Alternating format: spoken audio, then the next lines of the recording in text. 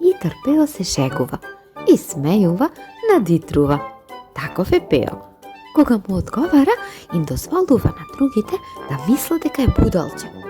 Но овој знаодлив шеговиец напротив, паметен е колку десетмина паметни.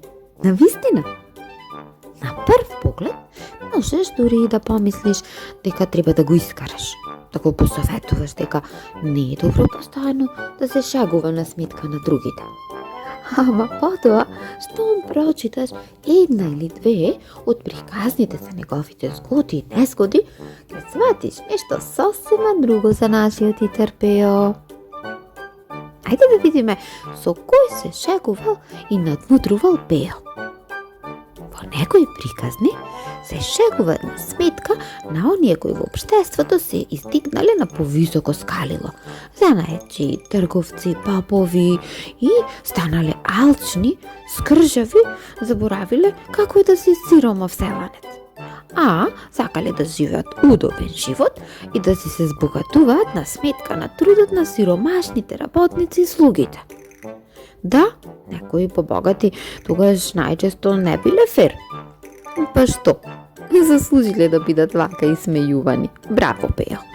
Може би вака ќе се опаметат, сметал Пео.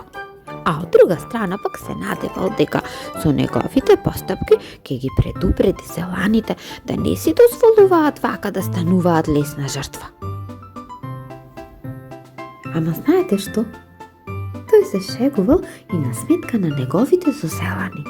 И тоа многу често. Ама не бил лош. Не бил лош. Тој тоа го правил за да ги заштити, да ги разбуди, да ги поттикне да си размислуваат со своја глава.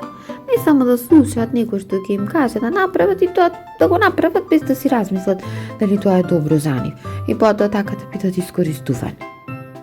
И не само тоа. Тој видел дека неговите соселани претерувале со разни верувања и суеверија.